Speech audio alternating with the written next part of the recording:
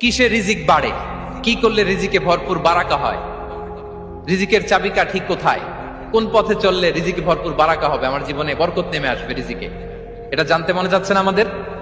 হ্যাঁ, কষ্ট হচ্ছে আপনাদের? কষ্ট হচ্ছে?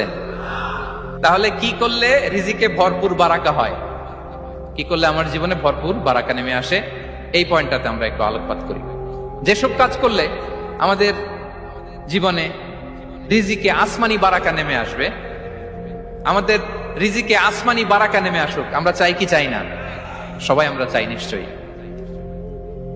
যে কাজ করলে রিজিকে আসমানি বারাকা আসে, এর এক নম্বর হচ্ছে তাকওয়াল্লাহ, আল্লাহর ভয়। আল্লাহ তাআলা বলছেন, ওয়া মাইয়াত্তাকিল্লাহা ইয়াজআল লাহু মাখরাজা ওয়া ইয়ারযুকহু মিন হাইসু লা ইয়াহতাসিব। যে আল্লাহকে ভয় করে, যে আল্লাহ সচেতন, আল্লাহ তাকে মাখরাজ, মাখরাজ মানে কি জানেন? ওই যে এক্সিট লেখা না এদিকে, এই এক্সিটকে আরবিতে বলে মাখরাজ, মানে কোথাও